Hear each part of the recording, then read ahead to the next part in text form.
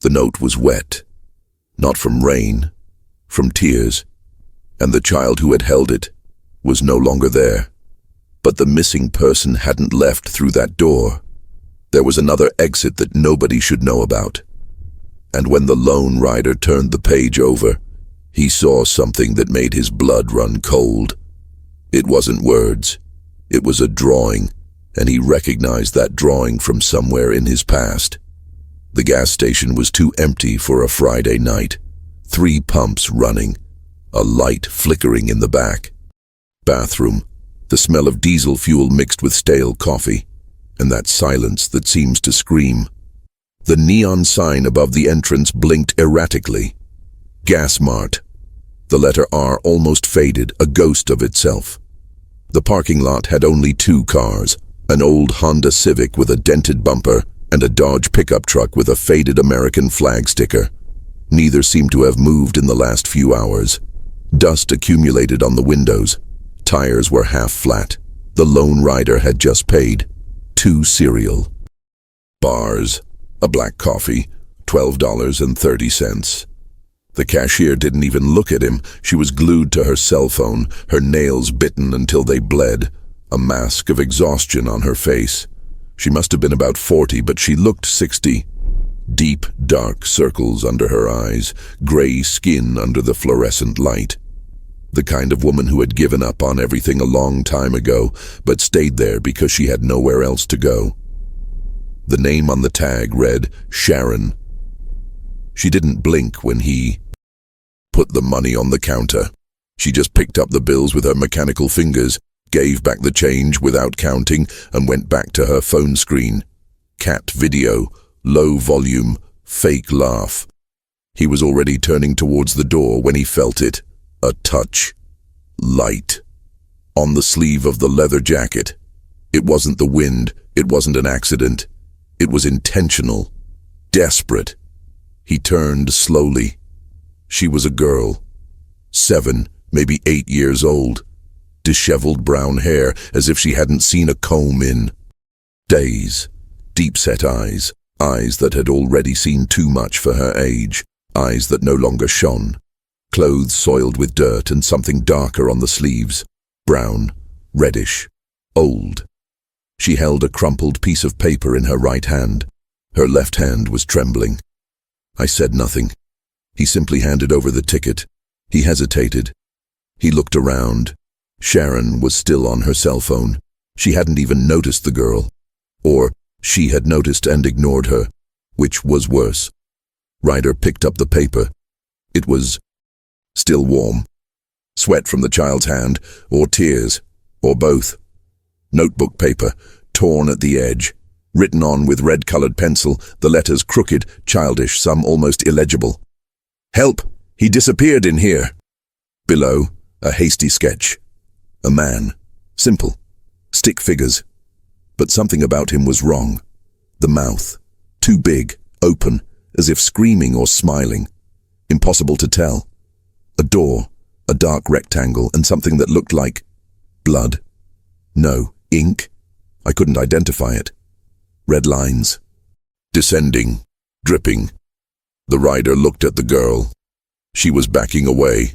Small, frightened steps.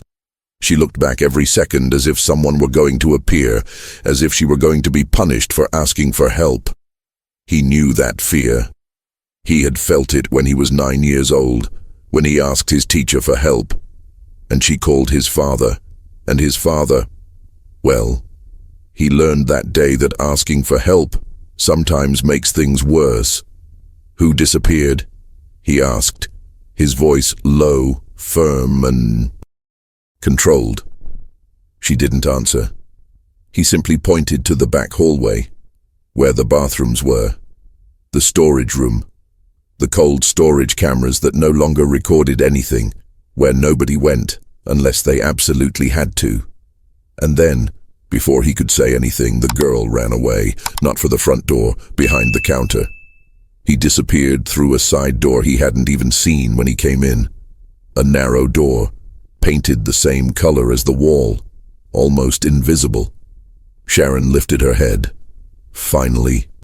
"Hey, She can't go there. But it was too late. The girl had disappeared. Sharon sighed. She shook her head. She went back to her phone. That girl shows up here every week, she murmured, more to herself than to him. Always with a different story, always causing trouble. The rider stood still, paper in hand, heart beating faster than it should. He looked at Sharon. Do you know her? I know him from seeing him. He lives nearby. Family. Complicated. You know how it is. No, I don't know. Explain. It to me. Sharon looked at him for the first time. Really looked. And she saw something that made her frown. Look, it's none of my business. And it's none of yours either. These families, they have their own problems. We don't get involved. She said someone disappeared. She always says that. What if it's true this time? Sharon shrugged. So the police will handle it. Not me, and not you. She went back to her phone. Conversation ended. The rider looked down the hallway. Dark. Silent. Like an open mouth waiting to swallow. But he knew.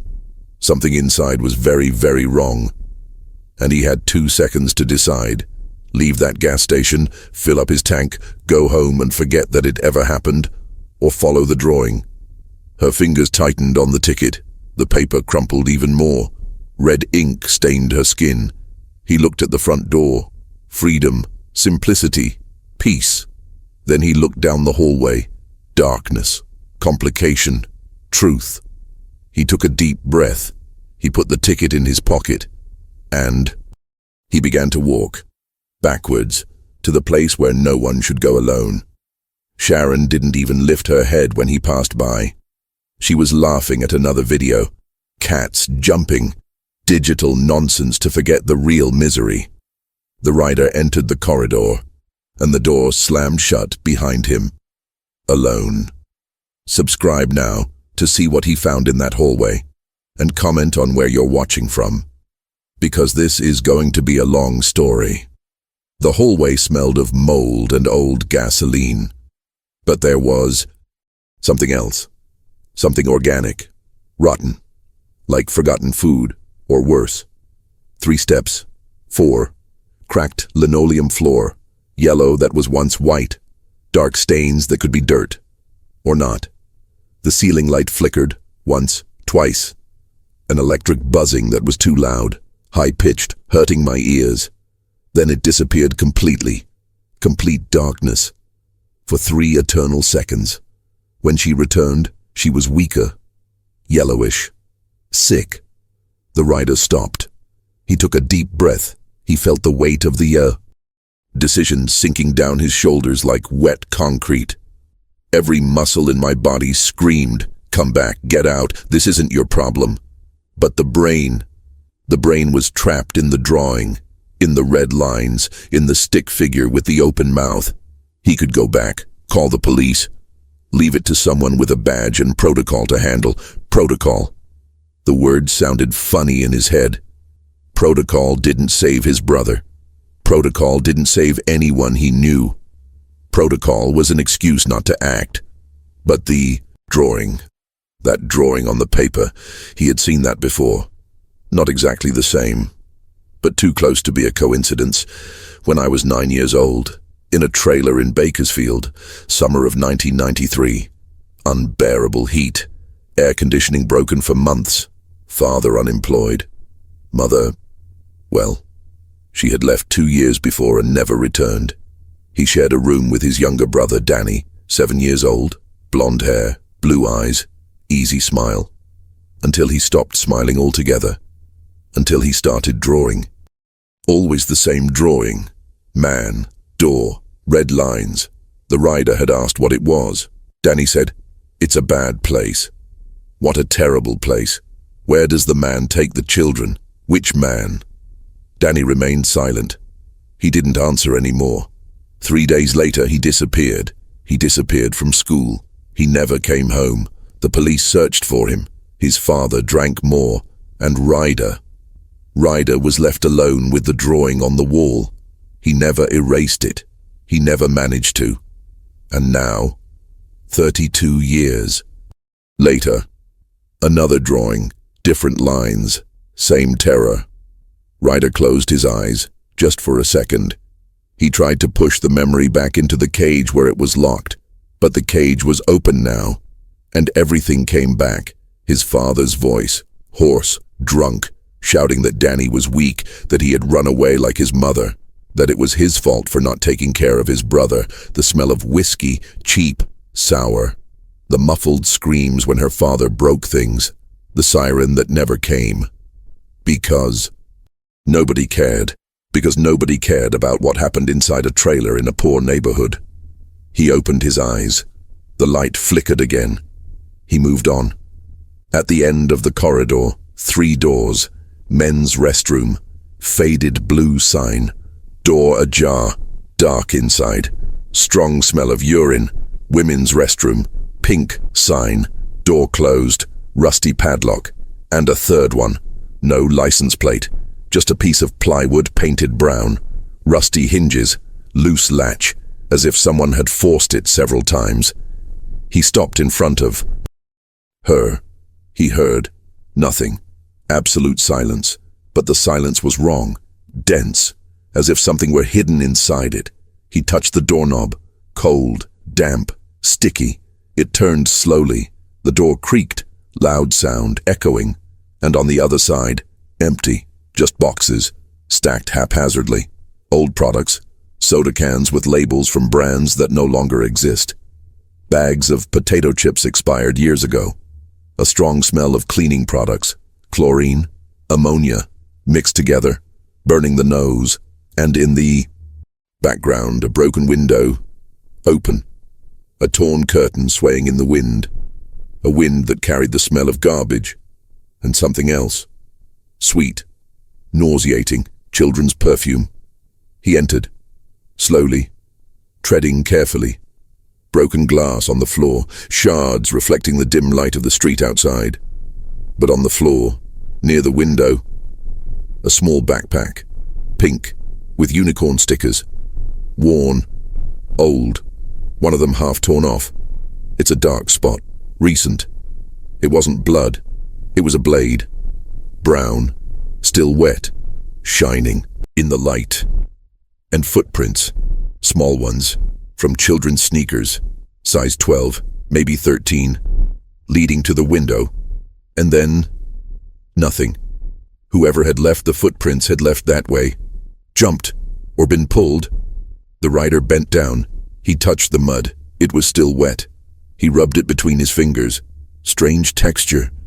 There was something else mixed in. Something viscous. It smelled. Gasoline. Someone had been near gasoline. Recently. Minutes. This had happened minutes ago. Not hours. Not yesterday. Now. Suddenly, a sound. Door banging up front, at the counter, voices, loud, aggressive. He stood up quickly. His heart raced, his adrenaline surged. He left the storage room. He went back into the hallway. He stepped on glass without realizing it. A noise. He stopped. He waited. Nobody came. It continued. Faster now. He arrived at the entrance to the hallway. He peeked out. The cashier was yelling at someone at the counter. She can't keep doing this. It's the same thing every week. I'm going. To call the police this time, I swear. I can't take it anymore. The rider moved closer. He saw who she was shouting from. The girl. She was there, back again, leaning against the wall, trembling, crying silently, tears streaming down her face, lips trembling, trying to speak, but unable to.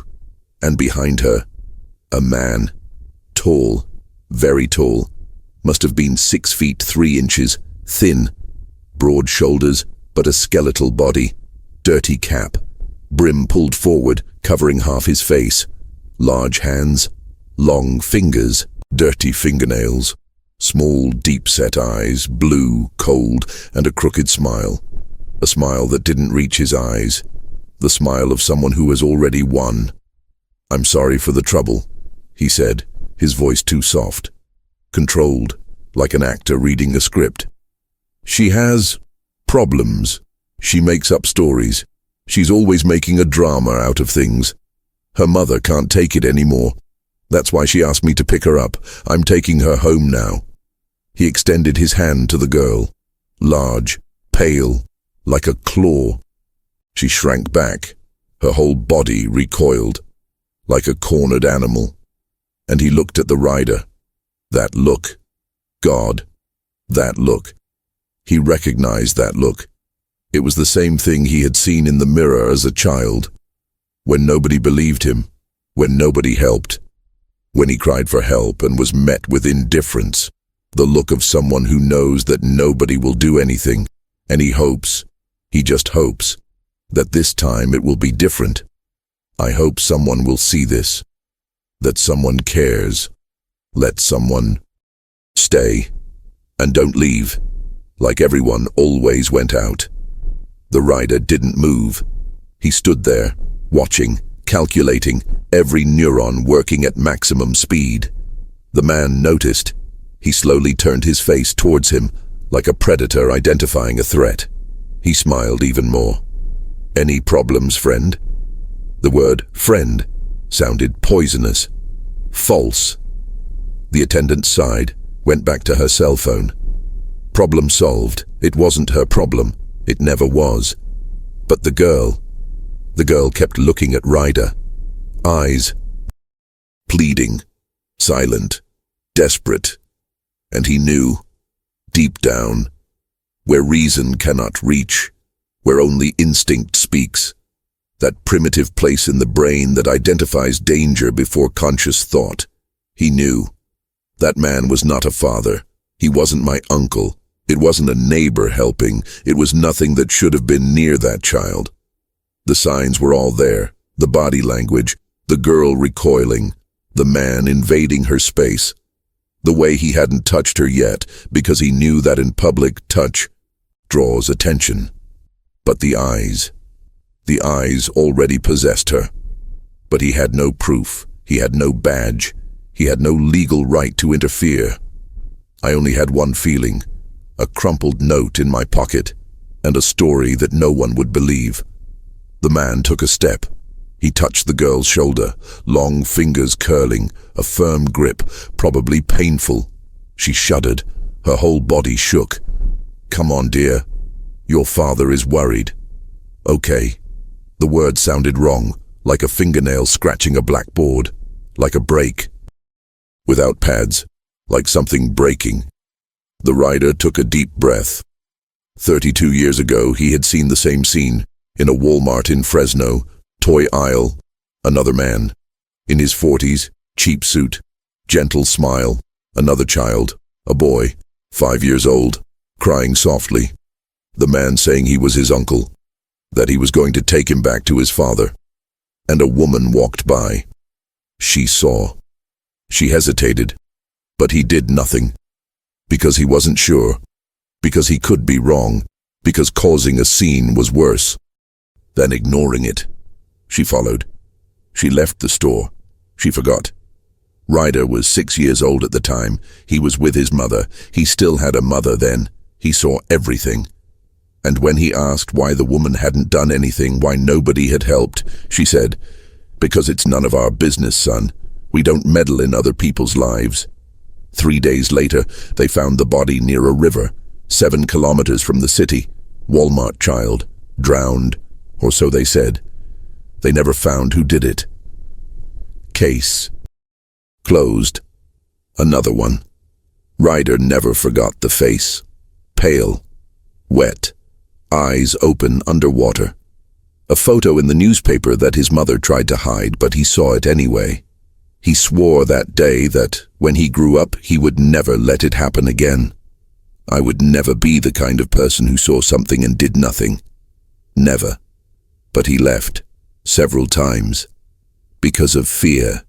Because of uncertainty. Because maybe I was wrong. Because maybe it was just paranoia. Because causing trouble was scarier than ignoring it. And each time she left, the face of that child from Walmart returned. Pale, wet, eyes open, accusing. Every time he turned his back on a child with fear in their eyes, Danny would turn back too, smiling, disappearing, never to return. The two faces blended together. Walmart, Danny, Walmart, Danny. They became one, and that face said, "You promised, you swore, and you broke. Again, again, again. Not today, no more." The rider took a step forward. "She dropped this," he said, showing the note. His voice was firm. He didn't tremble. The man looked, his eyes narrowed. Something passed across his face. Recognition, fear, anger. It lasted half a second. Then the smile returned. "Thank you. I'll give it back to her." He held out his hand. Waiting. The rider didn't deliver. "I think it's best if she gets it herself." Silence. Heavy. Dense. The attendant raised her head. She felt the tension, like an animal sensing an approaching storm. "Hey, no trouble here, okay?" she said, her voice rising. "Nervous now. I don't want any problems." The man didn't take his eyes off the rider. He smiled, but the smile didn't reach his eyes. "Are you trying to cause trouble, biker? I want to make sure she's okay. She's doing great. Now get out of the way." It wasn't a request, it was an order. Tom changed, his voice lowered, it became deep, dangerous. And for the first time the rider saw, at the man's waist, underneath his worn plaid shirt, the outline, a weapon, small, probably .38 caliber, revolver. Old but functional, the girl saw it too, and she closed her eyes. As if I already knew what was coming next, as if I'd seen it before, and survived. But badly. The attendant raised her hands, instinctive, as if surrendering. Hey, no trouble here. I'm going to call the police. I swear I'm going to call them right now." But he didn't pick up the phone. He just stood there, hands in the air, eyes wide, waiting for someone to solve it. "Do it," the man said calmly, too calmly, "and explain to them why you kept letting a minor escape through the warehouse." Sharon froze, mouth open, word dying in the throat, because he was right. She knew. She had seen it. Every time, every week, the same girl, coming in, running to the back, disappearing through the broken window. And she did nothing. She pretended not to see. She went back to her phone, to the videos, to the digital life that didn't require courage. Complicit by omission, as guilty as the one who does the wrong. Because she allowed it. She lowered her hands. She sat down. She looked at the counter, defeated. The man turned his attention back to the rider. "Last time, get out of the way." Every word punctuated. Clear threat. The rider didn't move. Feet firmly planted. Shoulders relaxed. Hands loose but ready. He had been in fights before. Many times. He knew how to read body language. He knew when someone was going to attack. And that man was 2 seconds away from drawing his weapon. The man's hand slowly moved to his waist, fingers touching his shirt, getting ready. The girl opened her eyes. She saw. She whispered something softly, almost inaudible. "Please." It wasn't for the rider. It was for the man. "Please don't hurt him. Please don't do it again. Please stop." Again. The word echoed. And there, in that second, the rider understood everything. It wasn't the first time. He wasn't the first adult who had tried to help. And probably, it hadn't ended well for the others. How many? 1, 2, 5. How many people had seen this girl, noticed something was wrong, tried to intervene, and they disappeared, or they were threatened, or they became suspects themselves. The gas station was empty. No cameras were working. No witnesses besides Sharon, who had already proven she wasn't going to say anything. If he pulled out his gun right then and there, nobody would know the truth. Just another motorcyclist killed in a gas station fight. Self-defense. The end. Small news item. Page 6. Forgotten in 2 days, but if he let the girl go, she was going to disappear, like so many others, like her brother who had already disappeared, like Danny, like the child from Walmart, and he was going to carry yet another face, another voice, another burden, forever. Another ghost to add to the collection I already had. Another reason to drink, to stay awake, to wake up sweating in the middle of the night screaming names that nobody else remembered.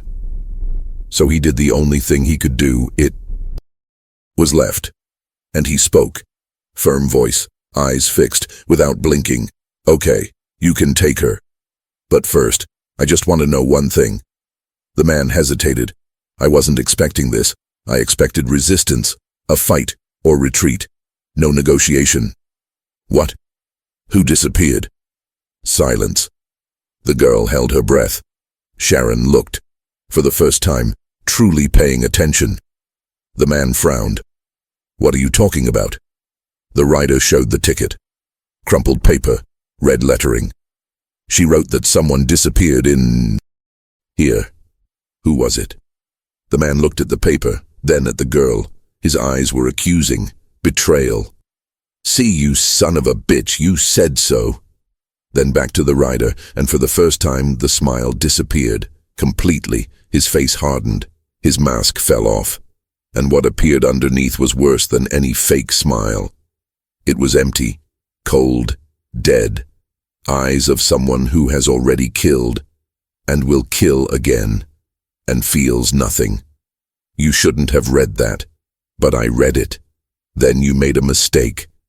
His hand went to the gun. He lifted his shirt. Metal gleamed, and the gas station door opened. Who is it? 3 men entered, tall, tattooed, leather jackets, emblems on their backs, skull, flames, Gothic lettering, Road Devils MC. Heavy boots, sound echoing on the floor. One of them looked at Ryder. His face was scarred. A scar ran across his left eye. Blind in that eye. But his other eye saw everything. He nodded. Everything all right, brother? The rider didn't take his eyes off the man with the gun. Not yet. The 3 bikers spread out, silent, strategic, like wolves circling their prey. One went to the left, blocking the back door, another one to the right, near the entrance. The third one finished behind the rider. Support. The man with the gun looked around. He calculated the odds. 4 against 1. Open space. Too many witnesses now. And bikers weren't messing around. Everyone knew that. He took his hand off his waist. Slowly. Showing his palms. He smiled again. Forced. Fake. Plastic. You know what? You can keep her. I don't even know this girl. I was just trying to help. Good deed of the day, you know how it is. She turned. She walked toward the door. Calm steps. Controlled. He stopped at the entrance. Hand on the doorknob. He looked back, straight to the rider. But stay alert, motorcyclist. Sometimes helping doesn't help. And he left. The door slammed shut. Who is it? Silence. The girl collapsed to the floor. Her legs gave way. She cried. Finally. Loudly. Desperately, sobs tearing at her chest, years of fear coming out all at once. Sharon stared, paralyzed, trying to process what had happened. And Ryder crouched down beside the girl. Hey, everything's all right now. She looked at him, red eyes, swollen, tears streaming down her face. He took my brother, she said, her voice broken and choked, through the storage room, through the window. And nobody believes me. Nobody ever believes me. I talk and they say I'm making it up, that I'm lying, that I'm crazy. But I saw it. And the world stopped. Because he knew those words, exactly those words. Those were the same things he had said 32 years ago, when Danny disappeared, when he tried to explain, and nobody believed him either. The rider picked the girl up in his arms. She was light, too light, as if she hadn't eaten in days, bones protruding from under her skin, thin arms, ribs visible through her dirty blouse, malnutrition or chronic stress, or both. The other bikers surrounded them. The one with the blind eye, Bulldog, as the others called him, a veteran with a scar on his neck whose origins no one asked, "What do you need, brother? Call the police. Now." The attendant finally reacted. She stood up, her voice rising. "Police? What for? That man's already gone. There's nothing left here." "It's not because of him," Ryder said, looking at the trembling girl in his arms. "It's because of her brother." "What brother?" "She's been here alone for half an hour making up stories. As always. Every week it's the same thing. Last week it was that her father hit her. Before that, it was that her mother had died. Before that, it was that there were monsters in her closet. This girl can't tell the difference between reality and fantasy. She's not making it up. Of course she is. Look at her. Dirty, neglected. This is a case for a social worker, not the police. And it's certainly not a case for an armed motorcyclist to take justice into his own." "Hands!" The attendant was screaming now, hysterical, throwing away all blame, all omission, turning it into directed anger. It's easier to attack those who help than to admit that you stood idly by. The rider took a step toward her, a single step, but it was enough. She stepped back. She slammed her hand on the counter. She fell silent. "And did you do anything?" he asked, his voice low, dangerous. "In all these weeks, in all these stories, did you pick up the phone even once? Call anyone? Social services? The school? Any damn authority figure?" Silence. The attendant looked away, and there was the answer. No. Never. Not even once. The rider understood everything. Nobody had done anything, because it was easier to believe a child was lying than to accept the truth, because truth demands action, and action demands courage, and courage is a rare commodity. He placed the girl on the ground, carefully, as if she were going to break. He knelt in front of her. He looked into her eyes. "What's your brother's name?" "Ethan." "How many years?" "5. Small voice, broken but clear." "When did he disappear?" "Today. It's been..." She looked at the clock on the wall, the hands pointing to 10:47 p.m., 40 minutes. The rider felt his stomach churn. 40 minutes. There was still time. If that were true, if the boy were still around, if he hadn't been taken away. See. But what if it weren't? What if the attendant was right? What if the girl really was making up stories? What if it was a defense mechanism to cope with neglect? A fantasy to escape a horrible reality?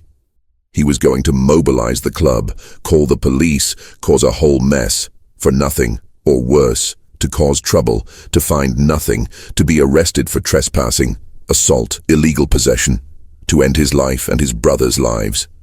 For a fabricated story. What if it were true, and he wasted his time doubting it? What if the boy was bleeding somewhere, scared, calling for his sister? What if those 40 minutes were all that separated life from death? Bulldog approached. He whispered in his ear, "Brother, think about it. If you call the police and it's a false alarm, we're all going to be in trouble. You know how it is.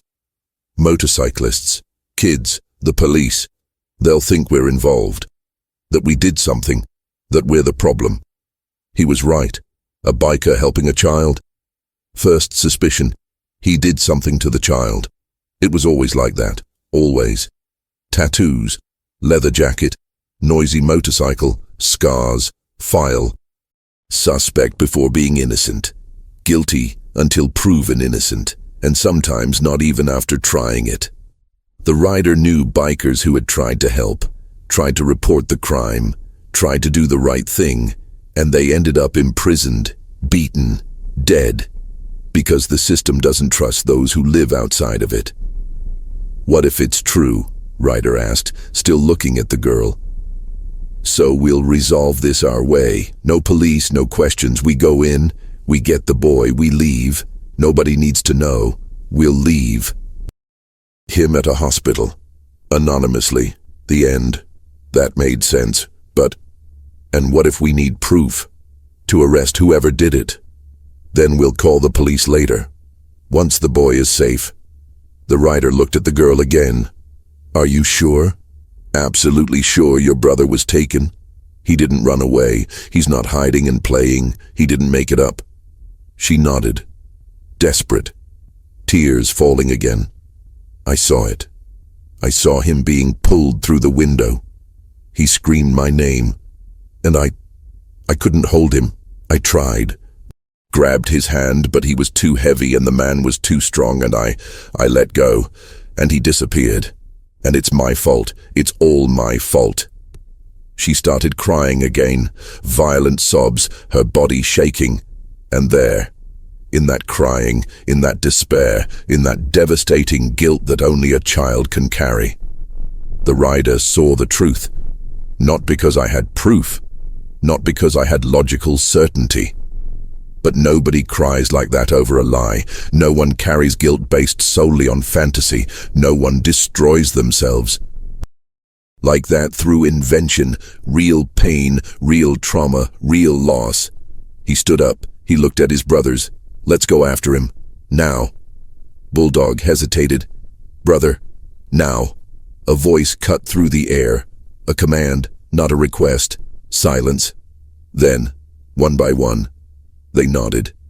Because that's how it works in a club. When one brother decides, the others follow, even if it's to nowhere, even if it's dangerous, even if it leads to death. Family, blood, loyalty above logic. The rider took the girl's hand. Come on. You'll show me where. She guided them to the storage room, her cold little hand squeezing his to the broken window. And he pointed, his finger trembling. He went there, to the vacant lot. There's an old trailer back there, abandoned. Nobody goes there. That's where. It stopped. He swallowed hard. Where is what? Ryder asked, already knowing the answer was going to hurt. She looked at him, deep-set eyes. Too old. That's where they take the children that nobody is looking for. The vacant lot smelled of burnt garbage and old gasoline. But there were other smells too. Layers, animal urine, feces, rotting food, and underneath it all something chemical, synthetic, toxic, dark, very dark. No streetlights, poles broken for years, bulbs stolen or destroyed, silent. Only the sound of dogs barking in the distance, probably wild. A pack that lived in the rubble, and wind, cold wind cutting through the skin, coming from the north, bringing the scent of rain. A storm is coming. 4 motorcycles, headlights cutting through the darkness like knives of light. 4 bikers, and a girl clinging to the rider's back, thin arms around his neck, trembling. Not from the cold, out of fear. The trailer was there. Exactly where she said it would be. Old, 70s, maybe 60s, Airstream, rusty silver, rust eating away at the sides. Big holes, windows boarded up, nailed on from the outside, door ajar, broken hinges, and light. A faint light, yellow, flickering inside, like an old lantern or a candle. It wasn't electricity. The trailer hadn't had power for decades. The bikers got off, silent, without speaking, communicating through signs, hands, head, eyes, hands reaching for belts, where some carried iron, chains, knives, others, more definitive justice. The rider made a gesture, 2 fingers, then he pointed, left, right. Bulldog and another, Snake, with a cobra tattooed all over his neck, surrounded him from the sides. The third one, tiny, ironically because he was 2 meters. Tall and weighed 140 kilos, stayed in the rear. He went ahead. The girl wanted to go along. No, he said firmly. No room for negotiation. Stay on the motorcycle. But he is, hard eyes, an even harder voice. She obeyed. She sat on the bench. Her eyes were full of fear and hope, mixed together, contradictory. Hope of finding their brother, fear of what they would find. The rider climbed the 3 steps of the trailer. Wood creaked under his boots. Too loud, sound echoed. If there was anyone Inside, they already knew they had arrived. He pushed the door open. Resistance. Something is blocking it. He pushed harder, shoulder against wood. It gave way. It opened slowly, a long creaking sound. And the smell. God, the smell. It hit like a punch. Physical, nauseating urine, much stronger than outside. Old, concentrated feces, probably human. Fear, yes, fear has a smell. Acid sweat, adrenaline, condensed terror. It's something chemical, sweet, cloying, artificial, chloroform, or ether. Or some volatile sedative. The light came from an old oil lamp on the ground. Kerosene. Wick almost out. Weak flame, trembling, about to go out. And in the corner, a cage. No, several cages, small, dog-like, rusty metal. 3, 4, 5, 4 empty ones, 1 occupied, and inside, a boy, 5 years old, dirty blonde hair, very dirty, stuck to his face, eyes closed, motionless, body hunched over, fetal position, hands tied in front with rope, feet too. Ethan. The rider felt the world. Collapse. He ran. He crossed the trailer. He kicked the cage. The door wouldn't open. It was locked. He looked for the key. He didn't have it. He kicked again. The metal gave way. The door ripped from its hinges. She picked the boy up. His skin was cold. Very cold. That wasn't a good sign. No, no, no. He put his ear to his chest. Small, fragile. He heard. Heart. Hitting. Weak. Uneven. Very slow. But hitting. Alive. For now. Bulldog. Ambulance now. Bulldog was already on the phone. Dialing. Shouting out the address. Or at least attempting to give an address, because that place didn't have an official address. Ryder cut the ropes with a knife.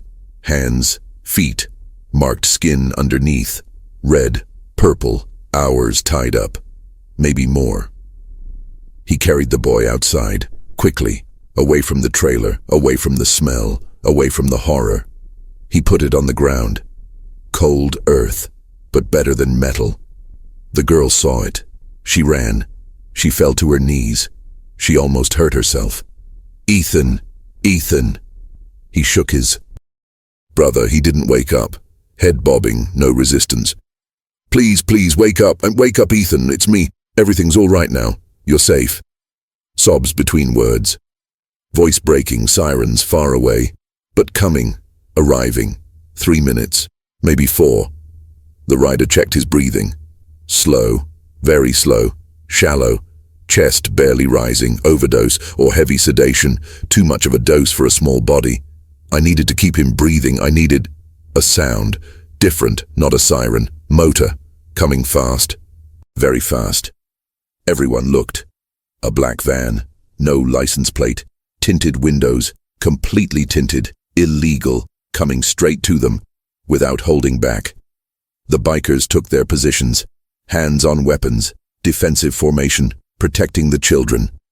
The van stopped. Abruptly, it skidded 20 meters. Dust rose. The side door opened. Violently, it slammed shut, and 3 men got off the bus, armed. Semi-automatic rifles, AR-15, maybe M4, military personnel, ex-military personnel, mercenaries. They were well trained. You could see it in their posture. In the way they held the weapon, in their movements. One of them shouted, "Get out of here, biker. It's none of your business. Last chance." The rider stayed, covering the children with his body, a human shield. "You'll have to kill me first." The man laughed, a dry, humorless laugh. "It can be arranged." And he raised the weapon. He aimed, but before he could shoot, lighthouses, many headlights, coming down the road, dozens, 12, 15, 20 motorcycles, the entire club. They had called, requested backup, code red. Everyone came. When a brother calls, the club answers. 20 bikers coming down, 20 weapons appearing, not rifles, but enough. Pistols, revolvers, shotguns.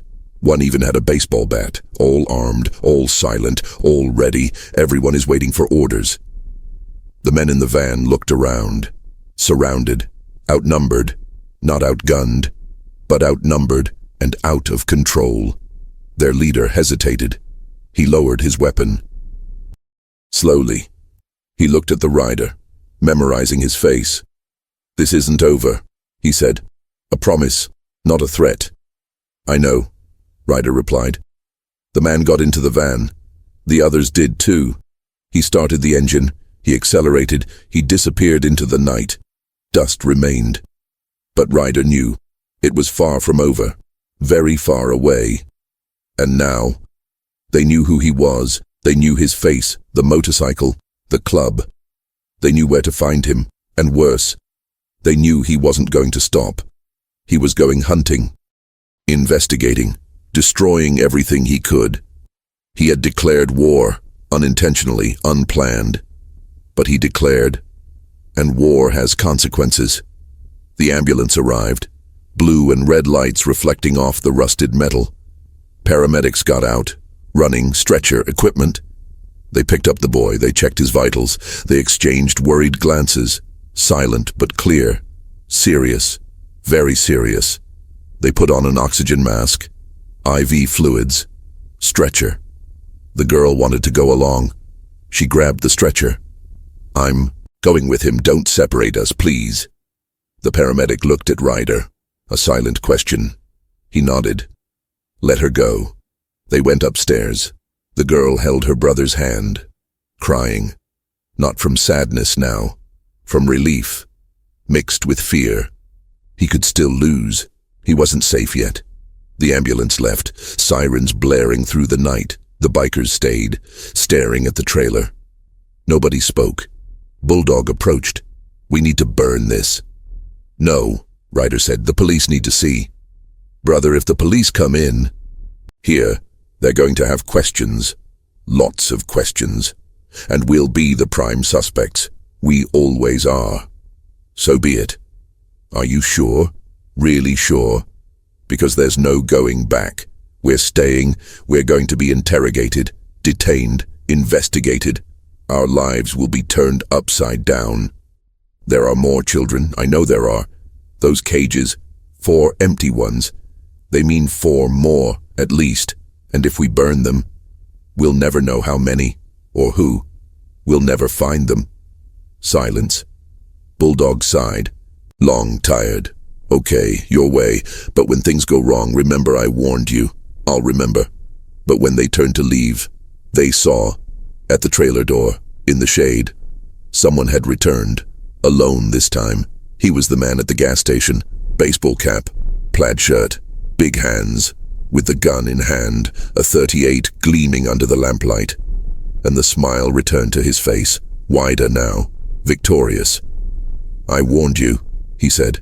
His voice was calm, satisfied. "I warned you that helping doesn't help." And he shot. The first shot hit the motorcycle, gas tank, metal exploding, deafening sound, shrapnel flying, fire starting. The second one hit the ground, 10 centimeters from the rider's foot, earth exploding, dust. The third, he never left. Because Bulldog had already crossed the terrain. Impossible. Impossible speed for a man of his size, 140 kilos of muscle and fury.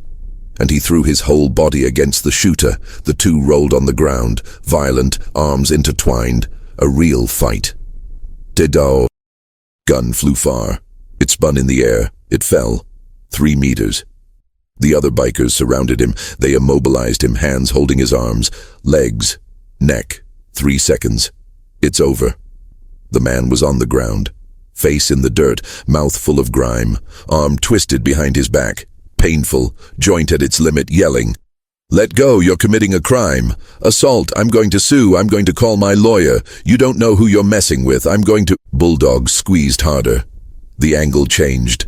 The bone cracked. It didn't break, yet, but close. A louder scream, high-pitched, real pain. He stopped talking. The rider approached, slowly. Heavy boots crushing the earth, eyes fixed, unblinking. He knelt down. He picked up the gun from the floor, .38, special, Smith & Wesson, old but functional, unlocked, checked, cylinder open, 6 bullets, now 4, 2 shots, 4 remaining. He looked at the man, dirty face, blood running from his nose, wide eyes, fear now, no more control. "Who are you?" The rider asked. His voice was low, calm, dangerous. "He is going to screw it up." Bulldog squeezed harder, arm went further, bone creaked, close to breaking. "Shout. Who are you?" "You don't know what you're getting yourself into, biker. This is bigger than you think, bigger than that pathetic club, bigger than anything you've ever seen. You just signed the death warrant for everyone you love. Everyone. Family, friends, everyone."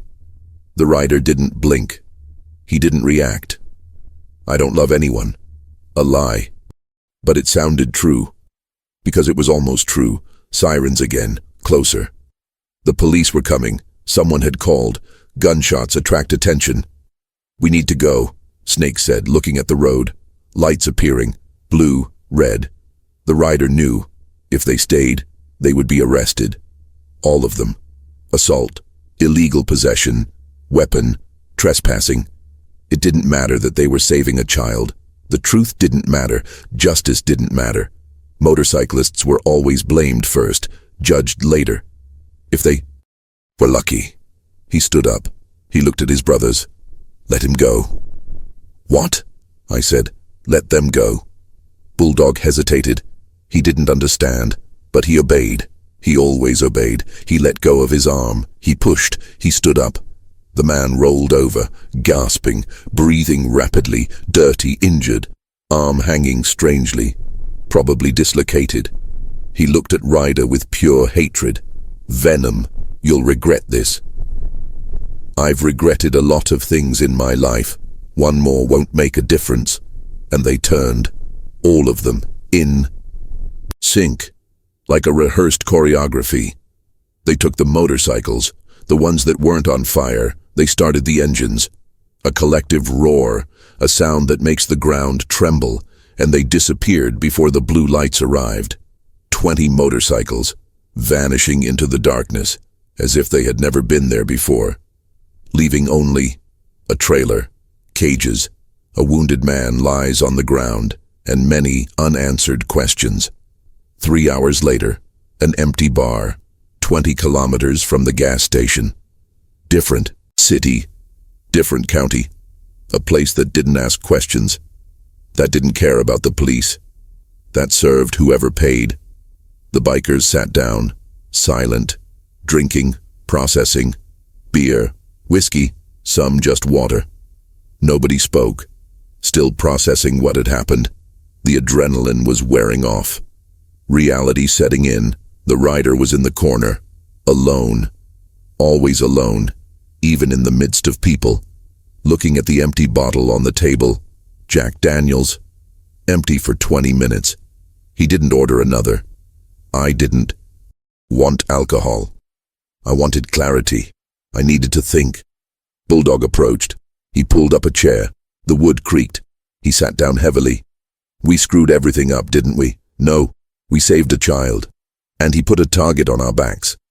"We already had targets. We just increased the caliber." Bulldog laughs, humorless like dry. "You've always been crazy. Ever since you joined the club. Always taking on lost causes. Always meddling where you shouldn't. But this was another level, brother. It had to be done." "Did you? Really? Are you sure?" "Yes." Silence. Long. Heavy. Bulldog drank. Warm beer. Didn't even notice. "Okay, so what do we do now?" "We'll wait." "Why?" "Because they'll be back. People like that always come back. And when they do, we'll be ready." "Ready how? We don't even know who they are, how many there are, where they are. Let's find out." "As investigating." "We're not detectives, bro. We're bikers. We don't know how to investigate shit, so we learn." Bulldog looked at him. "Really?" Looked, trying to understand. "Why? Why are you doing this? You don't even know these children. You owe them nothing. You could have turned your back. You could have ignored it. Like everyone else. Why didn't you ignore it? Ryder remained silent, staring at the bottle, seeing his distorted reflection in the glass. Because I've ignored it before, he said finally, his voice low. Many times. And every time I ignore it, I see my brother's face. Dead, missing, forgotten. And I swear I'll never let it happen again, but I do, again and again, and each time it gets heavier, and each time it gets harder to look in the mirror, and one day, I won't be able to anymore. And then, I don't know what I'll do. Silence. Bulldog nodded, slowly, understanding.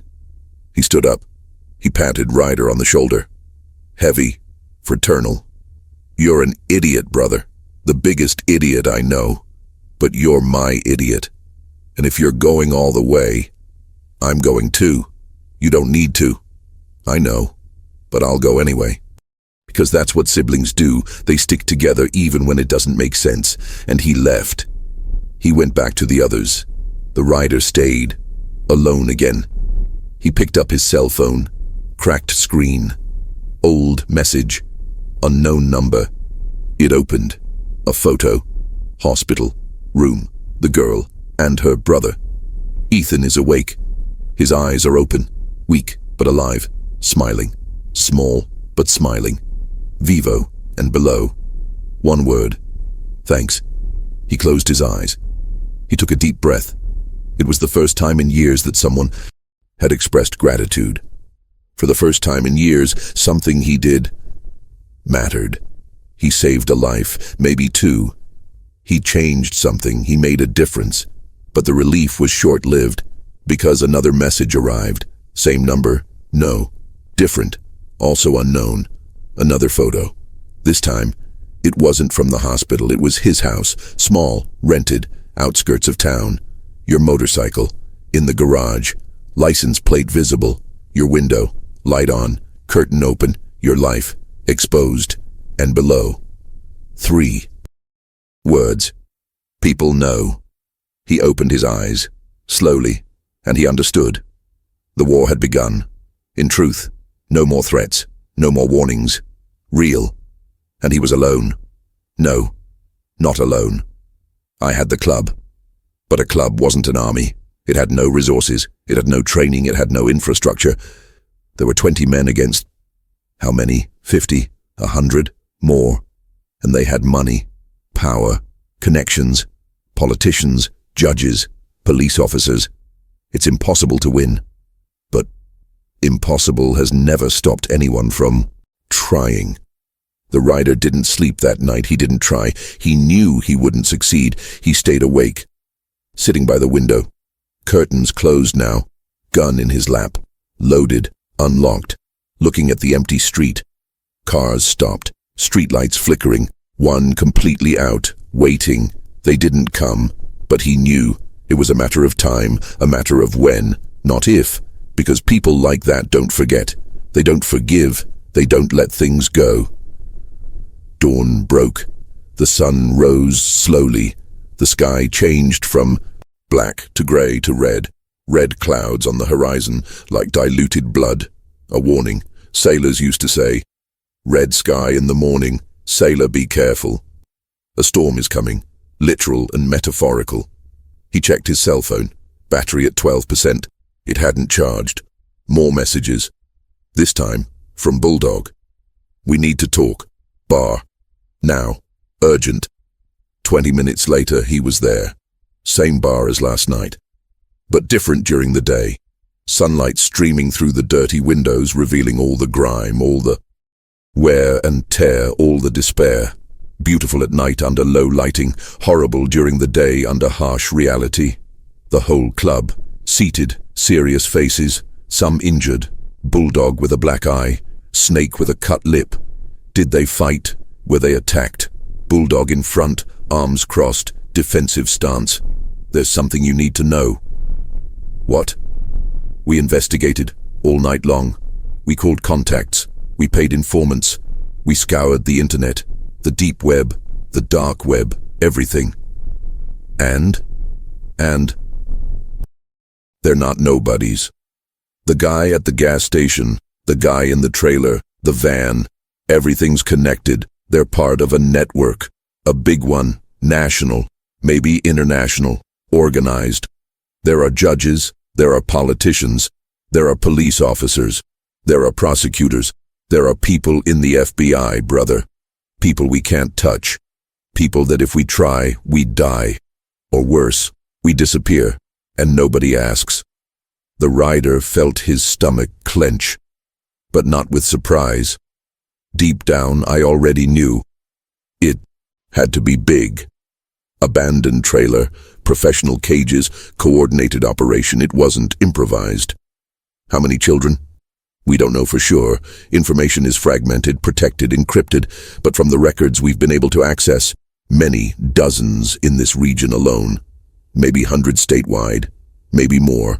Silence. Another biker, snake with a snake tattoo covering his entire neck, said, "The question is, do we continue with this, or do we stop before it's too late? Because, brother, this is escalating fast. Yesterday it was gunfire. Tomorrow it could be bombs. It could be an ambush. It could be a massacre. And we have families, children, wives, girlfriends. We're not the only ones who will pay." Everyone looked at the rider, because it was his decision. It always has been. He was the one who started it. He was the one who took the ticket. He was the one who went into the hallway. He was the one who put everyone at risk. It's his fault. It's his responsibility. "I'll go all the way," he said. Simple, firm, without hesitation. "Alone?" Bulldog asked. "If needed. You're going to die, brother. Simple as that. It's not a matter of maybe. You're going to die. Alone against a machine like that? No chance." "Perhaps. And does that solve anything? Does your death solve anything? Does it save anyone?" "No. But I can't live anymore knowing that children are being taken away, being sold, being hurt. And I didn't do anything. I can't carry this anymore. I already carry too much. If I add another weight, I'll break, definitely." Silence, long, heavy, suffocating. Then, one by one, they stood up, and they stood by his side, Bulldog first, then Snake, after Tiny, then everyone, 20 men, standing side by side. "Then we'll go together," Bulldog said. His voice was firm, all the way to the end, wherever that may be, whatever the cost. The rider looked, really looked, at every face, some young, some old, some scarred, some still whole. But everyone is decided, everyone. Knew they were probably going to die, but they stayed anyway. Because family, because loyalty, because sometimes dying for something is worth more than living for nothing. Tight throat, burning eyes, didn't cry, but close. He nodded. He didn't trust the voice. Family. He had found family, and he was about to destroy it. Because I knew, I absolutely knew, that this wasn't going to end well. Not for everyone. Maybe not for anyone. But I had no other choice. Some battles. You don't choose. They choose you, and you fight. You either die trying, or you die without trying. He would rather die trying. 2 days later, a clue. Finally. Name, address. Of one of the guys in the van. Club informant, former police officer. He owed favors. Many. It took a long time. He charged a high price. But he succeeded. Robert Hayes. 43 years old. Married. 2 children. Works as a bank manager. Apparently normal. Completely normal. Middle-class house. Suburb. Cedar Falls. Quiet street. White fence. Lawn. Mowed. Flowers planted. New car in the garage. No one would suspect anything. That was exactly why it worked. Monsters don't look like monsters. They look like neighbors. Night. Full moon. Clear sky. 20 bikers. Arriving quietly. No motorcycles this time. Cars. Old. Discreet. Parked far away. Approaching on foot. Shadows. Surrounding the house. Strategic. Professional. Rider went in front. Bulldog and Snake were behind, door unlocked. Too easy. A trap? Possibly. They went in anyway. Empty. House. Very empty. Furniture covered with sheets. Musty smell. Dust. Nobody had lived there for weeks, maybe months. Fake address, wrong information, or a fake address, in case someone was looking for it. Spread it around, Ryder said. Look for anything, papers, computers, phones, anything that might help. They spread out, silently, systematically. Kitchen, living room, bedrooms, bathroom, garage. Nothing. Too clean, too professional. But deep down, in the basement, creaking stairs, going down, smell, familiar, chemical, chlorine, disinfectant, and something more, organic, human, noise, weak, muffled, Coro, child. They came down, quickly, weapons drawn, without hesitation, and they found it.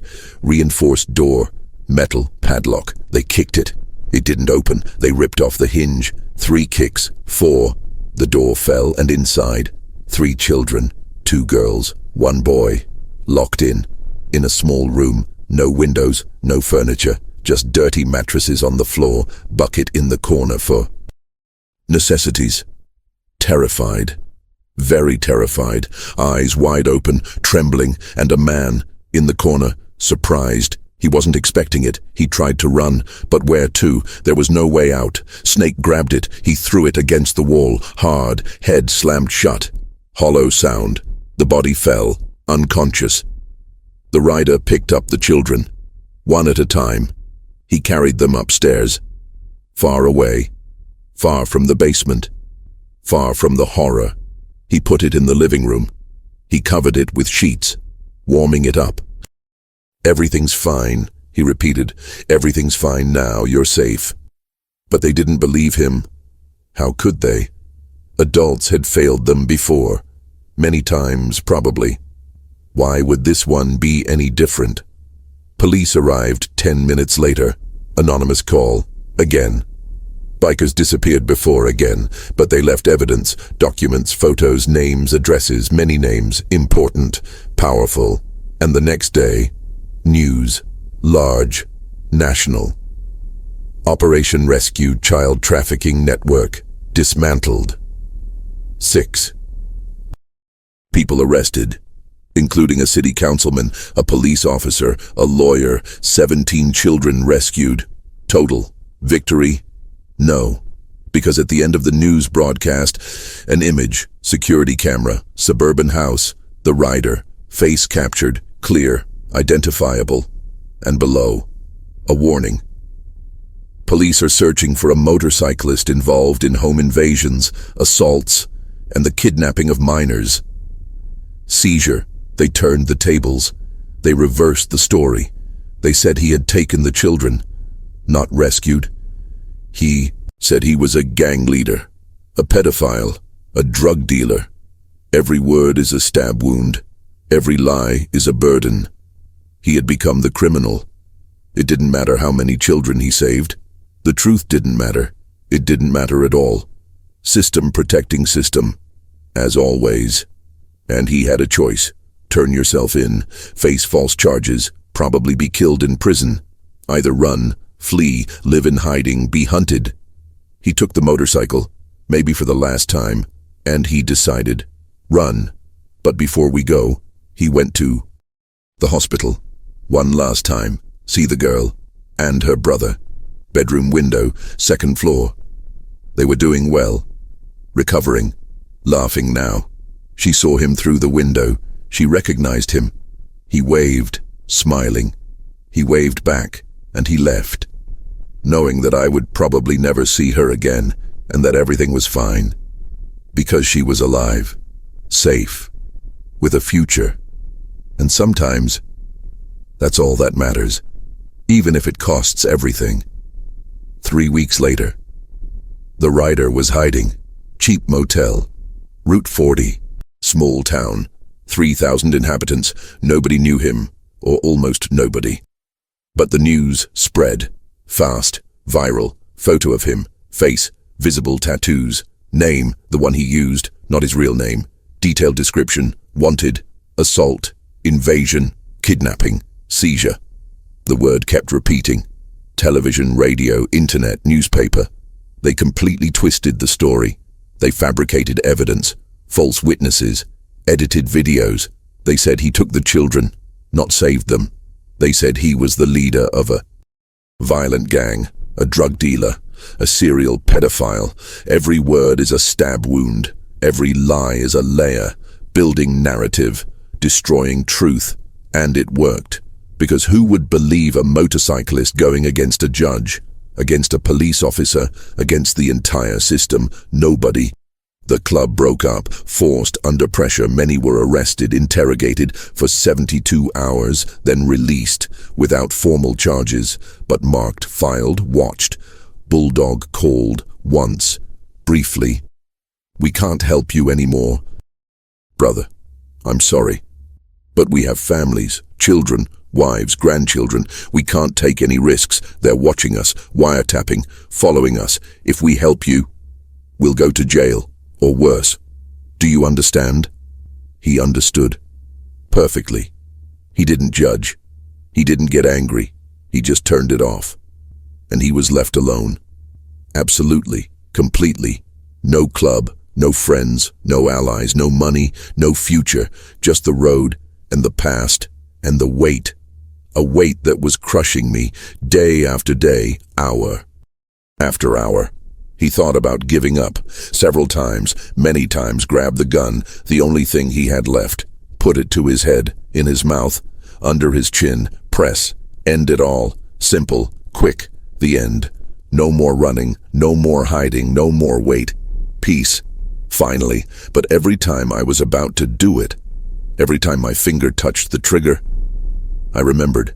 From the girl, deep-set eyes, wet note. From his brother, Ethan, 5 years old, waking up in the hospital, smiling. Of the other, children, 17, saved, alive, with a chance. They were alive, because of him.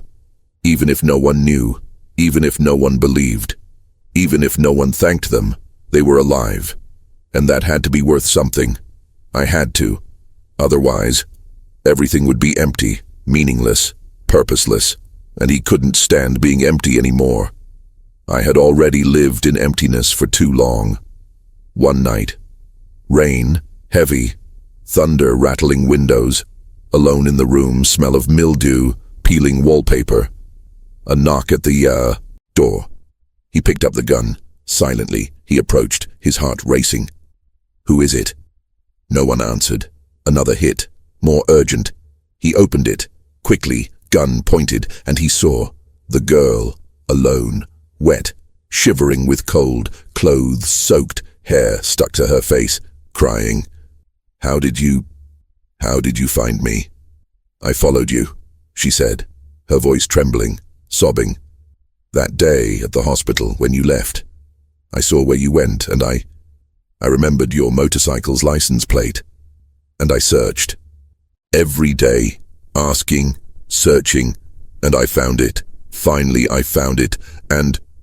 He collapsed. He couldn't speak anymore. He grabbed her, pulled her inside, closed the door, quickly. He looked down the hallway, empty. No one had seen him. He waited. "What happened? Where's your brother? Where are the social workers? You should be in a shelter." "They took him," she said between sobs, her body trembling, cold, fear, despair. "Who?" "The men, from the van. They came back. They raided the shelter. In the middle of the night. They said it was for protection, that we needed to go somewhere safer, but it wasn't a shelter. It was just like the trailer. And I ran. I jumped out the window. I ran. But Ethan, he couldn't.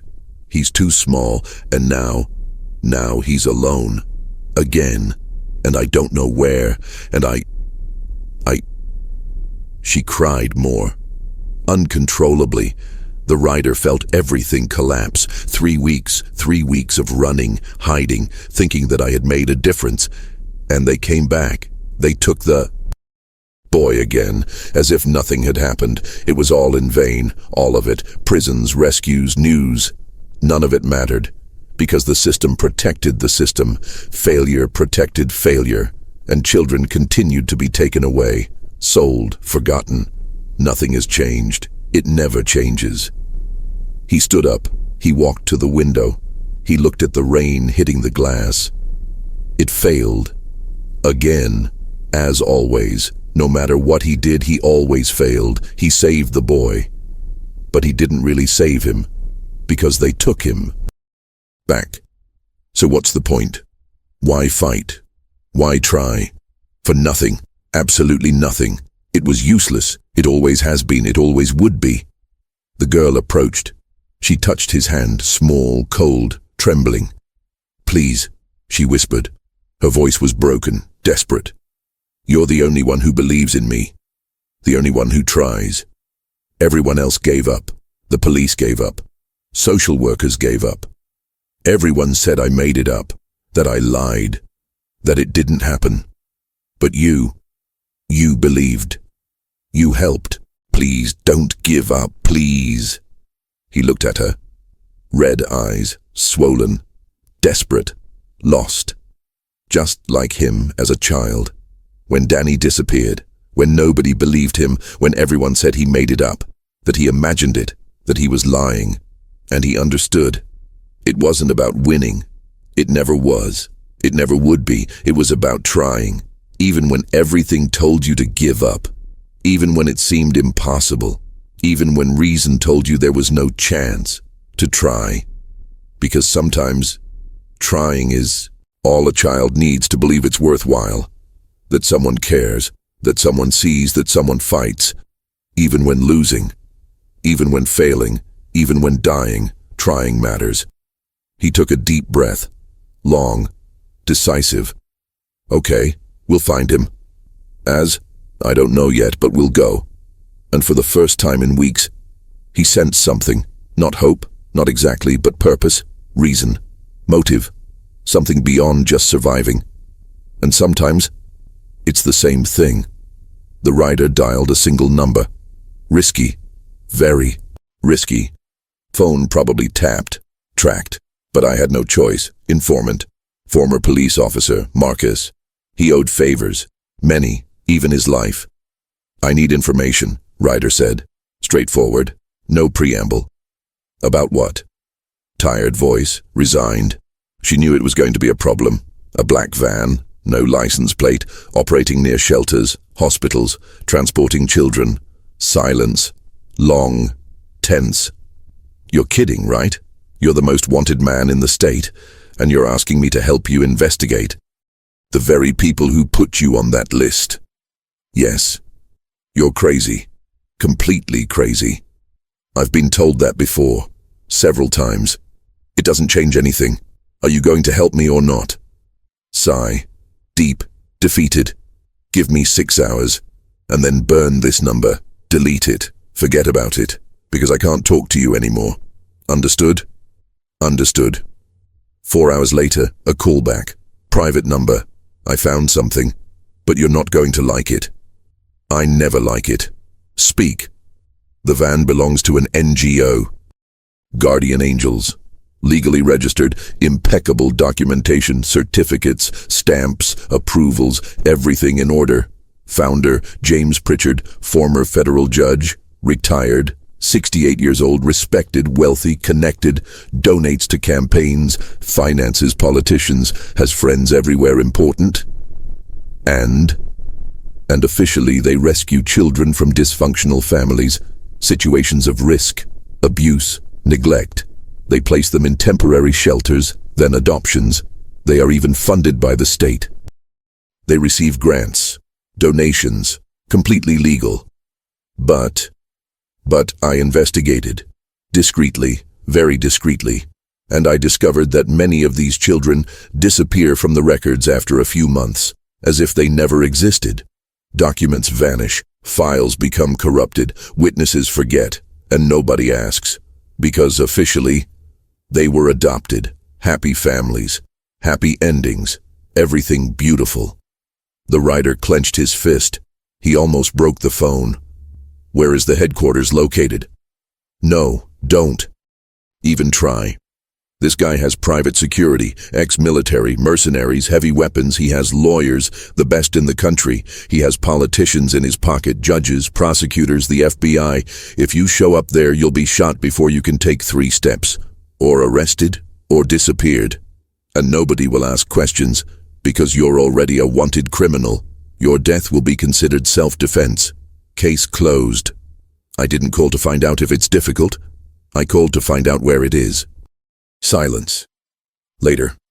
Defeated. Knowing he wasn't going to convince anyone. An address.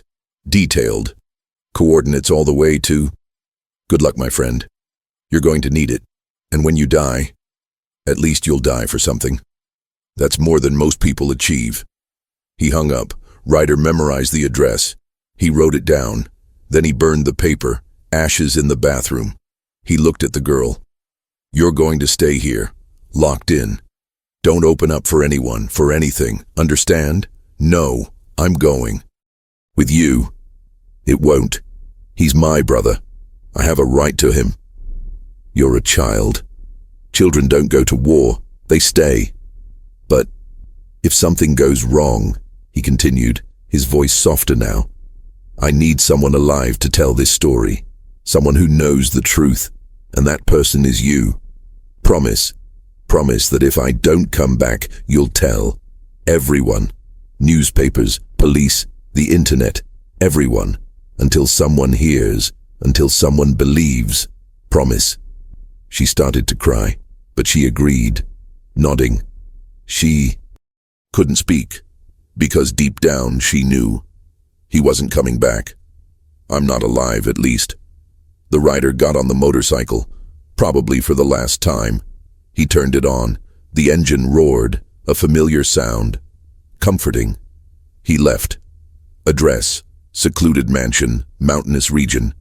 40 kilometers from the city. Tall fences, 3 meters. Barbed wire on top. Cameras, dozens, all around. Security guards, 3 at the entrance, 2 more patrolling. Maybe more inside. Visible weapons, rifles. Semi-automatic weapons, and in the back, behind the main mansion, an annex building, concrete, no windows, reinforced door, metal, padlocks, several. It was there. He knew. He could feel it. Bad, concentrated, pulsating. But how do I get in? Alone. No heavy weapons, just a pistol, 6 bullets. No plan, no support, no chance. Impossible.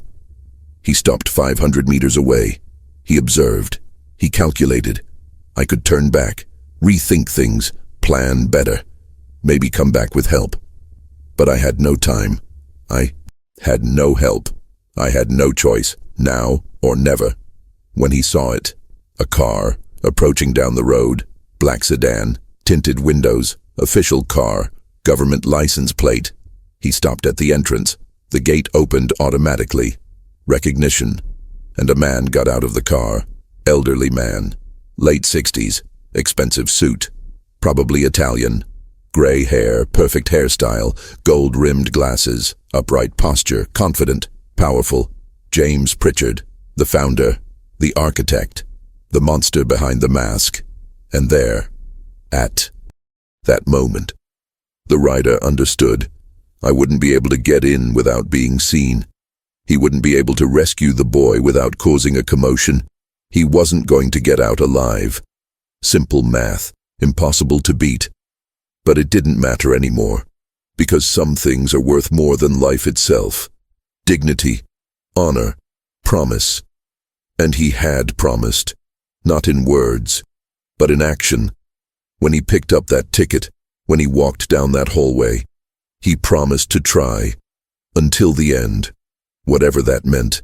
He accelerated, straightforward, no detours, and he went straight to the gate, last race, last fight, last breath. The impact was brutal.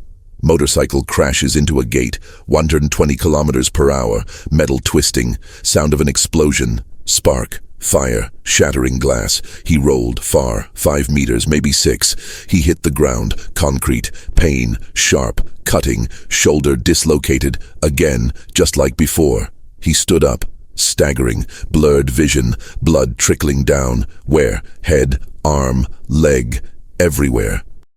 Alarms, screaming, loud, deafening, lights, red, flashing, all around, security guards running, 5, 6, maybe more, shouting, orders, confused, intruder, intruder, north sector, neutralize it, now. He ran too, not towards them, he ignored them, to the building, to the annex, where the children were. He had seconds, just seconds, before he was knocked down. Gunshots, they started. Hissing, too close. One grabbed my leg, calf. It went right through. It burned, intensely. His leg gave way. He fell. He got up. He continued, limping, dragging himself. Another shot. Shoulder. Even though he was already wounded. It got worse. His arm hung down. Useless. But he continued. Annex door, 20 meters, 15, 10. More shots, many more. A hail of metal. One grabbed his back, high. Close to his lung, breathing became difficult, fluid rising, blood, drowning from the inside, 5 meters. Another shot, thigh, bone broken, felt it, internal sound, crack. He fell. He didn't get up this time. I couldn't. My legs wouldn't obey, my arms wouldn't either. He dragged himself, using his elbow, his stomach, pure determination. 3 meters, 2, 1 meter. He arrived. He knocked on the door. Cold metal, locked up, obviously, explosion nearby. Grenade, flashbang. He went blind, he became deaf. Temporarily, hands held on, many, pulling, dragging, far from the door, far from the goal. They threw him to the ground, they kicked him, ribs broke, 1, 2, 3. They turned around, faces upwards. 5 rifles pointed. Straight to the head, fingers on the trigger, 1 second until it's over. Better. Voice, authoritative, calm, controlled. Everyone stopped. They obeyed instantly. Footsteps, approaching. Expensive shoes, hitting the concrete. Pritchard. It appeared, above, looking down.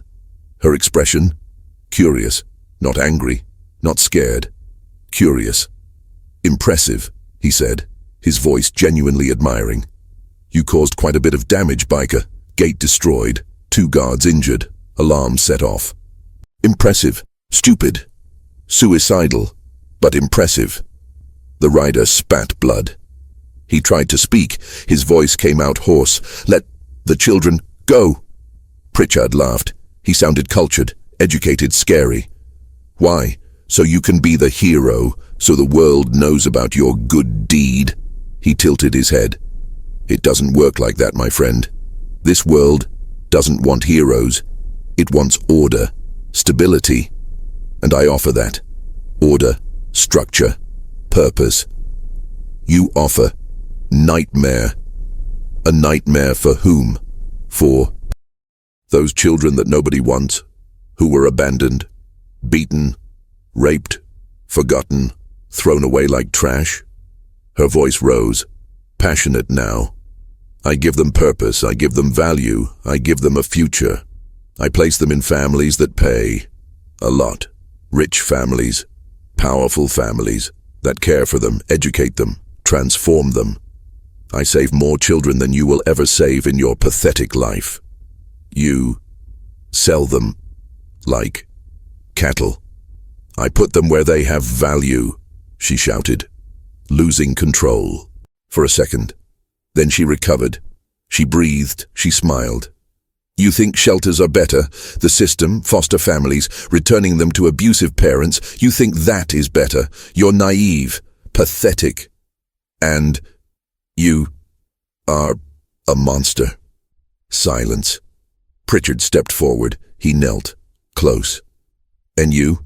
What are you? A broke biker. Wanted, alone, no family, no friends, no future, no hope. Do you think you'll get out of here alive? Do you think you'll change anything? Do you think it matters? The rider looked him straight in the eye. No, but I will try. And in one move, a final desperate one, good hand, left hand, he grabbed the gun from the nearest security guard. He pulled it out. Quick, it turned, even in pain, even when it seemed impossible. He pointed for Pritchard, head. They all froze, finger on the trigger, squeezing. Tell them to leave. Pritchard looked. Gun, then the rider, then back to the gun, calculating, evaluating. Or what? You shoot me, and then what? You die too, instantly, and the children stay here. Forever. Nothing changes. Maybe, but you won't see. Finger pressed harder. Silence. Absolute silence. Pritchard looked him in the eyes, and he saw something. There was no bluffing there. There was no hesitation. The rider was going to shoot, even if it meant dying. Even if it didn't change anything, I was going to shoot. Pritchard sighed. Long. Okay. Okay, let them go. What? A security guard protested. Sir, we can't, I said. Let them go. And he made a sign. A hand, waving, door opened, attached, heavy, creaking. The children left, slowly, frightened, blinking in the light. 4, 5, 6. And in the end, Ethan, alive, thin, dirty, but alive. Eyes met the rider, vague recognition. Had he seen it before? In the trailer, perhaps? Children ran. They passed through the broken gate. Freedom. The rider watched, until the last one left. Then, he lowered the weapon. He dropped it on the ground. Your turn. Pritchard smiled. He stood up. Thanks. And he waved. Shots. 3. Quick. Back. Chest. Stomach. The rider has fallen. Definitely. Blood. Lots of blood. The pool is growing. Pritchard approached. He looked down. Without emotion. You fought well. Better than I expected. But you lost anyway, as always. As everyone loses against people like me, because we have power. And you only have idealism. And idealism doesn't win. It never wins. And he turned. He left. Shoes clattering, echoing, leaving the rider. Alone, dying, on the cold ground. Of the place he had tried to destroy, and he didn't succeed. Vision blurring, sounds muffled. Last image, sky, stars, beautiful night. Last thought, the children left. At least there's that. And then, it all went out. The rider didn't die. Not there. Not at that moment. Not in that way. Because 6 minutes later, sirens, lots of them, police, FBI, ATF, media, helicopters. Someone had called. One of the children. Ethan, actually. He picked up the security guard's fallen cell phone. He dialed 911. He told them everything. Address, name, children, gunshots, man dying. They came. Fast, full force. They raided. They arrested. They recorded. Everything. And they found him. Still breathing. Barely. Very badly. Near the end. But I'm alive. Technically. Ambulance, helicopter, hospital, trauma center, 3 weeks. ICU, ventilator, induced coma. 4 surgeries, 5. Lost count. Bullets removed. Some. Others very close to vital organs. They stayed. Forever. Collapsed lung. Reconstructed ribs. 12 broken, 6 needed pins. Leg. Fractured femur. Metal rod. He survived. Against all odds. Doctors called it a miracle. He called it punishment. To live when he wanted to die. But he lived. He had no choice. Pritchard. Arrested. Tried. National media. International media. The evidence. Devastating. Irrefutable. Children testified. Documents were found. Videos. Photos. Everything. Convicted. Life imprisonment. No possibility of parole. Dozens of people were involved. They fell, one by one, like dominoes. Politicians, judges, lawyers, police officers, businessmen, the entire network dismantled. The children saved. Finally, for real, placed in real homes, vetoed, verified, not sold, not forgotten, not used, safe. And Ryder, charges dropped. Officially, formally. He was a hero now, in the headlines, magazines, TV shows.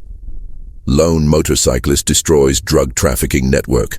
Unlikely, hero saves dozens. A man against a corrupt system. They wanted interviews, appearances, a book, a movie. He refused everything always. I didn't want to be a hero. I didn't want attention. I didn't want fame. I just wanted peace and to be forgotten. He left the hospital 6 weeks later, limping, permanently. His leg would never be the same again, doctors said. He went back to the road, because that was all he knew. The club? Broken up. Most of them. Some came back. They tried to rebuild, but it was never the same. It never would be. Much had changed. Much had broken. Bulldog sent a message. Last one. I'm proud of you, brother. I always will be. You did what no one else would do. You changed the world, a little, but you changed it. And that matters, more than you know. He didn't reply. He just read it, several times, and deleted it. He continued on, alone, as always. 6 months later, gas station, different. Another city, another state. He stopped. He filled up the tank. He paid, and when it turned, it saw a girl and a boy, holding hands, entering with a woman. Not the same, different, but similar. Frightened eyes, worn-out clothes, visible hunger, and the woman looked at her differently, not with love, possession. Something's wrong, subtle. But there, he hesitated for a second. Then he moved on. He left. He ignored her. It wasn't his problem, not anymore. He had given everything. He almost died. He almost lost everything. He couldn't save everyone. It wasn't his responsibility. He arrived on his motorcycle. Hand on the key. It stopped. He looked back. Gas station window. He saw the girl, looking at him through the glass. That look, God, that look again, asking, silently, waiting. I hope someone sees. I hope someone cares. I hope someone stays. He closed his eyes. He took a deep breath. No. Not again. That's enough. That's enough. You have to stop. You have to live. You have to move on. He opened his eyes. He started the motorcycle. But before we accelerate, he looked again. The girl was still looking, and something inside him broke or fixed itself. He couldn't tell which. He turned off the motorcycle. He went back to his post. Because the lone rider never stopped. Not because I wanted to, but because I couldn't. Because as long as there are children crying, eyes pleading for help, and silence screaming truth, he was going to be there. Even if it cost everything, even if nobody knew, even if nobody thanked me. Because heroes don't do it for recognition. They do it because they can't do anything else. And he was never going to succeed. It was both a curse and a blessing. It was weight and purpose. That was who he was, and always would be. He entered the station. He observed. He waited. And when he saw something wrong, really wrong, he acted. Again, as always, as I always would, until our last breath. Slow fade out, engine sound, fading into the distance, but not disappearing completely, because it always comes back. Always. End. If this story deeply affected you, hit like now and subscribe to the channel, because there's a new story every week, and the next one is even more intense. Click here to see. You won't believe what happens. The next story is even more intense. A child disappears. A biker notices something no one else saw, and what he discovers will leave you speechless.